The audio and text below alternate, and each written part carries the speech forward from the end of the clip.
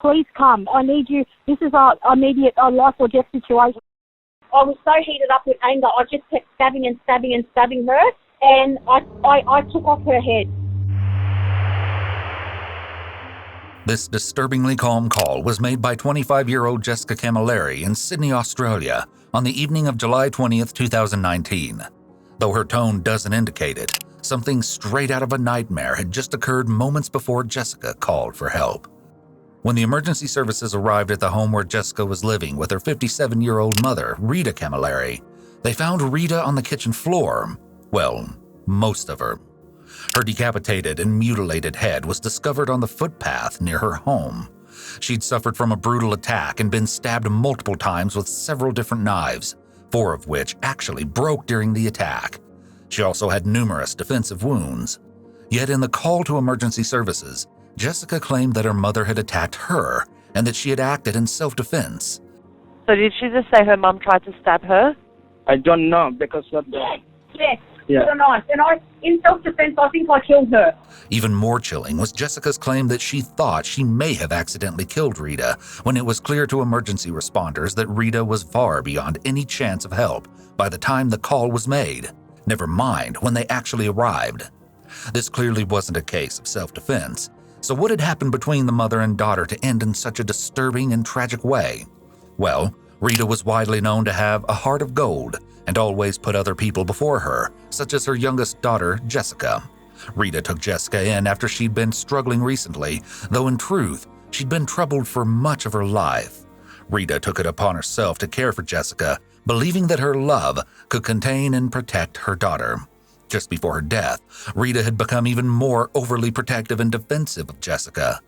It doesn't sound like the kind of mother-daughter relationship that could end the way it did, does it?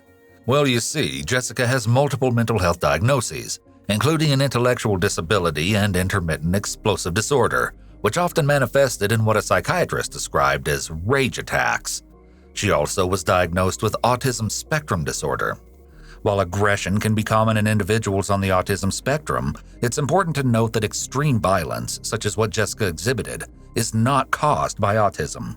However, her unusual behavior after the killing and her overall lack of emotion in the 911 call could be explained somewhat by her autism diagnosis. Intermittent explosive disorder, on the other hand, is characterized by an individual having aggressive impulses that result in serious assaults or destruction of property. There is no planning involved in these attacks. Instead, the person reacts quickly out of anger. Jessica had a long history of violent outbursts and an obsession with horror movies, such as Jeepers Creepers and the Texas Chainsaw Massacre. She often shared her love for all things horror related to Facebook, including a story from Texas about a shadowy creature with huge wings. Highly restricted, fixated interest with abnormal intensity is a common symptom of autism. Some of Jessica's more concerning outbursts involved harassing local businesses, her family members, and even people she didn't know by threatening them over the phone. A few of those threats included Jessica saying that she would cut off someone's head with a knife. Yikes. Sounds a bit too familiar, doesn't it? Still, Rita was determined to seek help from every doctor and psychiatrist she thought could aid Jessica. When all of that failed and her daughter continued to struggle, a desperate Rita even turned to an unlikely source, a medium. For a sum of $5,000, the medium promised to get the demon out of Jessica. Rita paid $2,500 but never received any kind of service. To make matters worse, about 3 months before Rita's death, Jessica had been refusing to take any prescribed medication. Instead, she sought help from natural alternatives, though these were never specified. The exact medications Jessica was prescribed is unknown, but it can be dangerous to suddenly stop taking psychotropic drugs because it can cause symptoms to increase. There was no denying that Rita cared very deeply for Jessica, so on that fateful evening when she became concerned about her deteriorating behavior, she called for an ambulance to come to the home. Jessica wrestled for the phone with her mother, apparently out of fear that she was going to be returned to a mental institution after having spent time in one previously. It's believed that Jessica knocked Rita to the floor and then dragged her to the kitchen by her hair, where she killed her. Even though Jessica had confessed to the killing during the emergency call and also to the police who arrived at the scene, Jessica didn't show any remorse for what had happened. While in custody, she continued to blame Rita, claiming the savage attack was all self-defense. She had enough of me. She grabbed me by the hair and dragged me from my room all the way to the kitchen, and she got a knife and she tried to stab me with it, and I grabbed the knife off her because I thought she was going to stab me, so I stabbed her back. And I was so heated up with anger, I just kept stabbing and stabbing and stabbing her, and I took off her head. Jessica only changed her tune once she began undergoing psychiatric examinations while in custody. It was then that she wrote a letter to her family which read, "I know it's all my fault that my mother isn't here. It didn't hit me at first, then it hit me like a ton of bricks, like a mountain." However, though that may sound like remorse, during an examination, Jessica also likened herself to a butcher and cited the movie The Texas Chainsaw Massacre. It's unclear exactly what she said about the movie, except that she told the psychiatrist to write this down for the judge, and that she was thinking sick thoughts at the time of her mother's death. This disturbing tale became even more twisted when in court, it was revealed that Jessica and Rita hadn't been alone in the house that night. A 4-year-old child, known only as Child A, had also been with them. Not only that, but the child actually witnessed Jessica's savage attack and even attempted to stop her by jumping on her. Jessica wounded the child when she knocked them away. It's unknown who the child was to Rita or Jessica, nor why they were in the house, but apparently Jessica referred to them as the little bastard. The evaluations determined that Jessica had intended to kill her mother and then fabricated a version of events to deflect her culpability. Still, she pleaded not guilty to murdering her mother by claiming that she was mentally impaired at the time. At trial, Jessica's defense followed this by stating that she had an abnormality of mind, despite also acknowledging that she had intended to kill her mother that day. The judge didn't buy it. Not only did the judge say that Jessica knew what she was doing was wrong, but that by beheading her mother after she died, she was indulging in a sort of macabre curiosity, inspired by her obsession with horror movies. Jessica's 911 call goes against the theory of mental impairment. She lied about the state her mother was in and was lucid enough to try to argue self-defense. Her sister, Christy Teresi, told the court that she would never forgive Jessica for what she did, saying Rita was killed and butchered like she was nothing, all because of a fit of rage at the selfish hands of my own sister.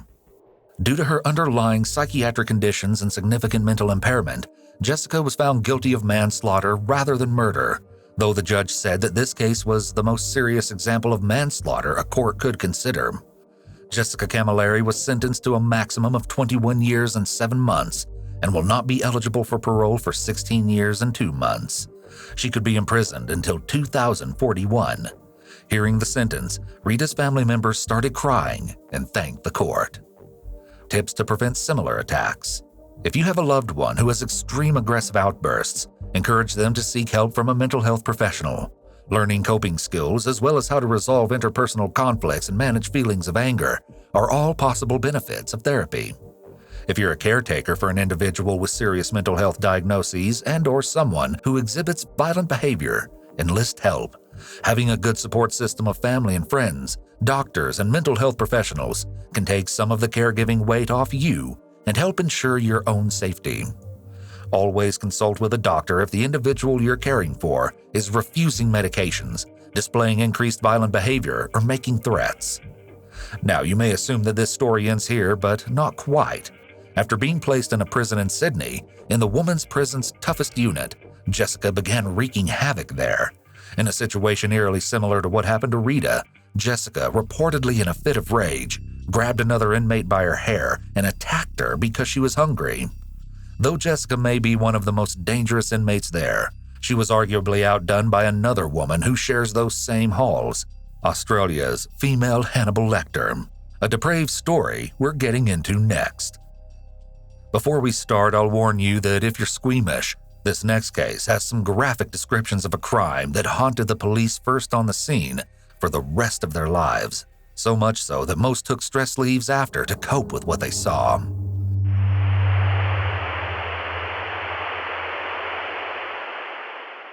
The peaceful New South Wales town of Aberdeen in northwest Australia was rocked by a horrific scene that would eventually shake the entire country.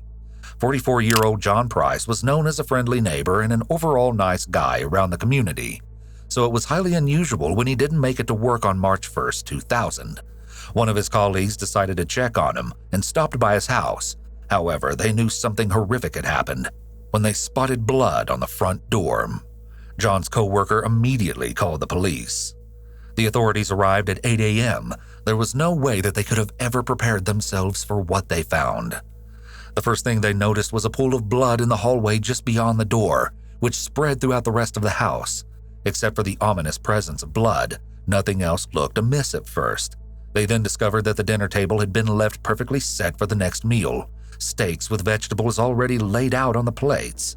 But it was what the police found in the next two rooms that they would never be able to forget. There's no way to say this except that sitting in a large pot on the kitchen stove was a human head, nestled among the cooking vegetables. Baking in the oven were parts of a body. Now, that would stop anyone in their tracks, but somehow it got even worse as the police continued on. In the living room, they found human skin hanging from a beam on the roof. The victim was none other than John Price. As you can imagine, this horrific scene wasn't something the investigators would be able to forget. The grotesque remains were not the only shocking discoveries in the House of Horrors. Catherine Mary Knight, John's girlfriend of 4 years, was also found asleep on the bed. Catherine, a worker at a slaughterhouse, was allegedly discovered unconscious from the medication she'd taken. As the investigation got underway, it was revealed that John had been stabbed multiple times with a butcher's knife, and with considerable expertise and an obviously steady hand. However, due to the savage nature of the attack, it was difficult to count the exact number of wounds. Still, the evidence told a disturbing story. Because the pot where John's head was found was still warm, it appeared that he had been killed middle of the night on February 29th. The blood also indicated that the attack had begun while he was lying in bed. He was struck or stabbed, but tried to escape down the hall towards the front door. John actually managed to make it outside, which is how blood ended up on the door. But whoever was attacking him charged him and dragged him back inside, where he died after bleeding out from his many wounds. One thing that was enormously clear to investigators was that this evil crime, one that would echo in Australia's history, had been planned, and the killer knew exactly what they were doing. Given the amount of gory evidence, Catherine was charged almost immediately, though she was first treated at a hospital for the near overdose from the medication she'd taken before being moved to a psychiatric ward. But to everyone's surprise, Catherine claimed that she had no memory at all of what happened that night.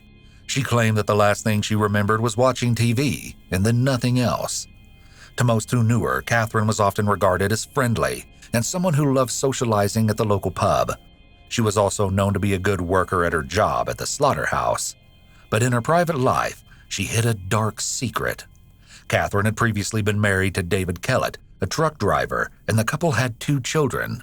David said that Catherine was frequently unpredictably violent, which is one reason their marriage ended. Catherine went on to have 2 more children with 2 other men before she started dating John Price. The relationship was rocky from the very beginning, mostly due to Catherine's explosive temper. After a few years together, Catherine was overheard demanding a share of John's house and telling him, quote, "You'll never get me out of this house, I'll do you in first." Now, if that's not ominous enough, just 5 months before John was killed, Catherine told her brother, "I'm going to kill Pricey and I'm going to get away with it. I'll get away with it because I'll make out I'm mad." There were a few red flags, okay, a lot of blatantly obvious signs that something bad could happen, and yet no one took Catherine's threat seriously enough to go to the authorities. That is, until Sunday the 27th, just 2 days before John died.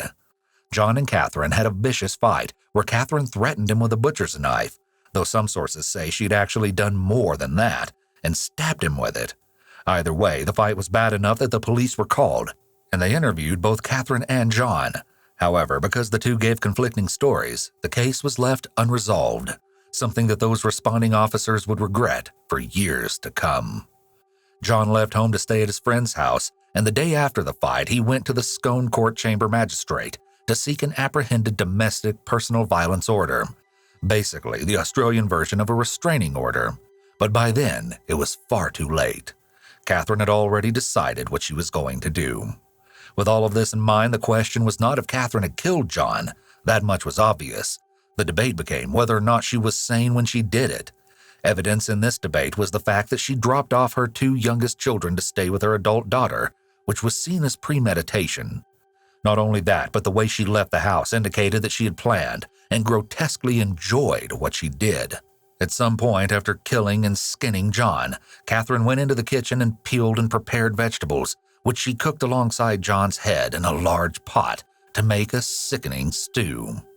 Police suspect that it was the skill she honed at work that allowed her the precision to mutilate John. Then Catherine carefully set the table with horrendously gruesome entrees, steaks made from John's legs and buttocks, along with notes addressed to John's 2 children, with the intention of feeding the revolting meal to the unsuspecting kids. A small mercy was that she was thankfully stopped by police before this ever happened. It's possible that Catherine was doing exactly what she told her brother months ago that she was going to do: kill Pricey and get away with it 'cause I'll make out I'm mad. Though this is speculation, she may have been trying to appear crazy by setting up such an appalling scene with John's body parts. The psychiatrist who assessed Catherine determined that she understood what she did was wrong, but that she simply didn't care. One psychiatrist even remarked, "Callousness is not an absence of knowledge of what is right or wrong." They diagnosed Catherine with a borderline personality disorder and determined that despite doing something truly evil and depraved, she was sane. Catherine Knight was found legally fit to stand trial. While at trial in 2001, she first pleaded not guilty, but ended up pleading guilty after the judge said that the graphic evidence would likely cause distress to any potential jurors and result in them being discharged. At her sentencing, the judge decided that Catherine was an ongoing risk to the community, and she became the first Australian woman to be sentenced to life in prison without the possibility of parole. We can all let out a sigh of relief that Australia's female Hannibal Lecter will never be released from prison. Identifying a violent partner. If your partner has a history of violence toward previous partners, know that it is possible, and perhaps likely, that they will at some point be violent toward you. If your partner makes threats of violence towards you, consider that these words may turn into actions. The level of partner violence often increases over time. It may start off as verbal threats, throwing furniture, punching walls, but it may then escalate to hitting you, choking you, or, as in this case, stabbing. Be aware that leaving a violent partner is the riskiest time. If you feel that you may be in danger, do not return to a shared home alone, as that could put you in a very vulnerable position. As hard as it may be to start over with nothing, remember that no possession is worth your life. In the USA, you can call the National Domestic Violence Hotline at 1-800-799-SAFE 7233 or text START to 88788. Our final case today is an ominous reminder that you can't always trust the people you meet over the internet. Even if they seem harmless, they may be harboring some unimaginably dark desires.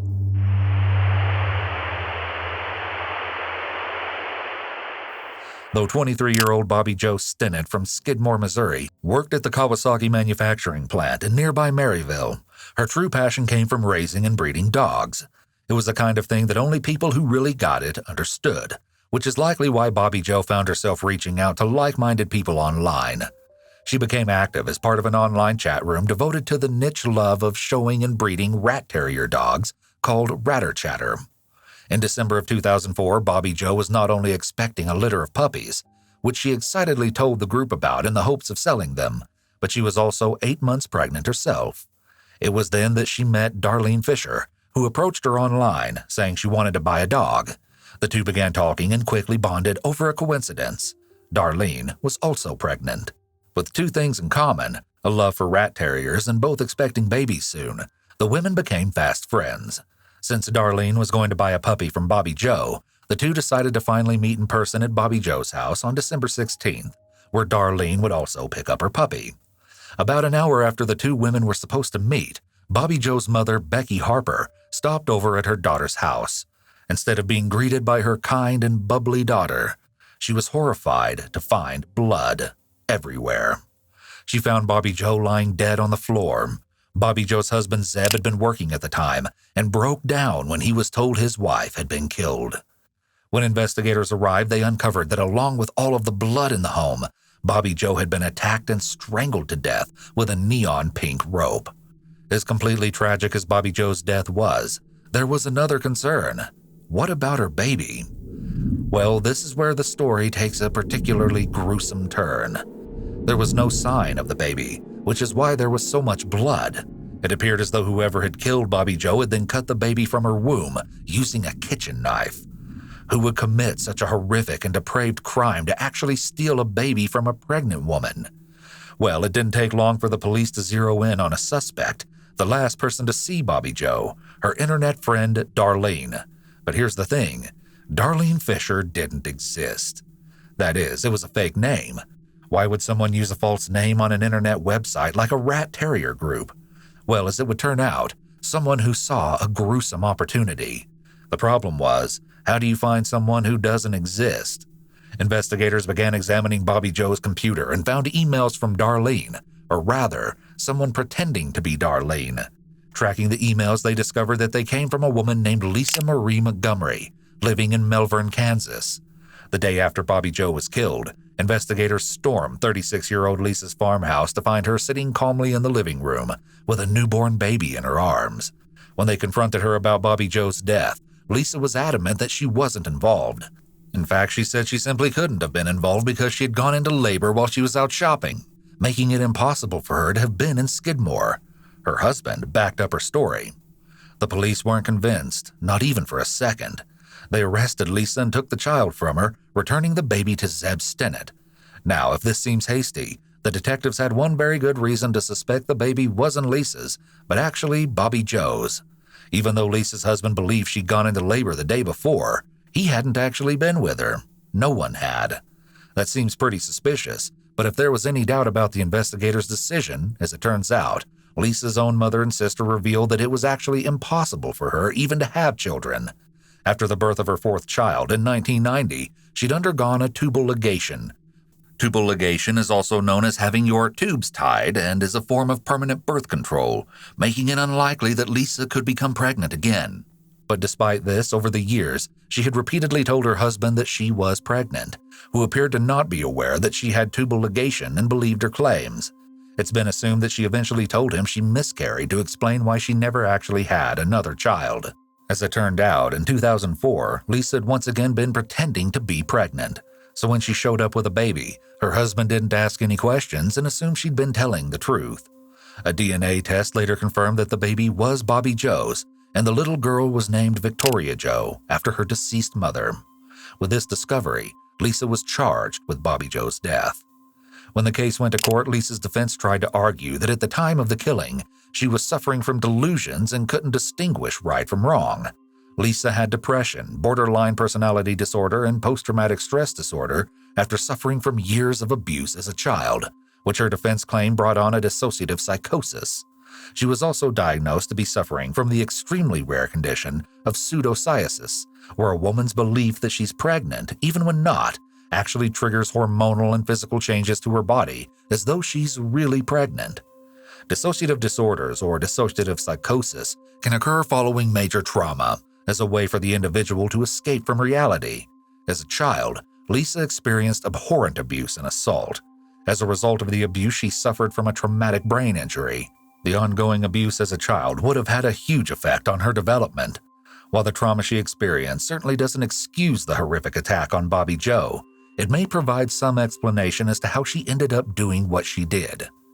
Despite this, it was uncovered that before meeting Bobby Joe under the guise of wanting to buy a puppy from her, Lisa had been researching home births and how to perform cesarean sections online so that she would be able to cut out Bobby Joe's baby without harming it. Lisa had also traveled over 80 miles to Bobby Joe's house and back, all so that she could pass the child off as her own. It was obvious that Lisa was guilty, but the question was, could she be tried and held legally culpable? The case made national headlines as people debated whether or not Lisa should be held accountable for her actions, given the abuse she had suffered and her mental health. The answer came on October 22, 2007, when a jury found Lisa Montgomery guilty. Just a few days later, she was sentenced to death. Her defense immediately responded, arguing that executing her would be a cruel and unusual punishment because of her mental state. This is because the Constitution forbids the execution of anyone who is unable to rationally understand their execution. In fact, one of her attorneys spoke publicly and said that Lisa had deteriorated significantly since her arrest and had completely lost touch with reality. Over the years, Lisa has made multiple attempts to have her execution date postponed. On 2 separate occasions, she was successful, but at 52 years old, Lisa Montgomery was executed by the federal government on January 13, 2021. She was the first female federal inmate to be put to death in almost 70 years. While the internet can be a great way to connect with people from all over the world with similar interests, there are definitely some risks involved when choosing to meet an online friend in person. Here are a few tips to help you stay safe. Meet in a public place. Do not meet at a house or a hotel room, as that can be too secluded. Think twice before giving online friends your home address. Do not get into a car with an online friend you just met. If they're driving, they're in control and could take you anywhere. If you're driving, they could pull out a weapon and force you to drive anywhere. Consider having a trusted friend or family member either come to the initial meeting with you or to be in close proximity. If you decide to meet your online friend alone, make sure that a friend or family member knows where you are, who you're meeting, and when you plan to return. So, what became of Bobby Joe's daughter? Well, the little girl survived the horror of her birth and grew into a healthy teenager, living with her family in the Skidmore area. Her father and grandmother do their best to make sure she has a normal life. However, her birthday has also been surrounded by tragedy, and it falls on the anniversary of her mother's death.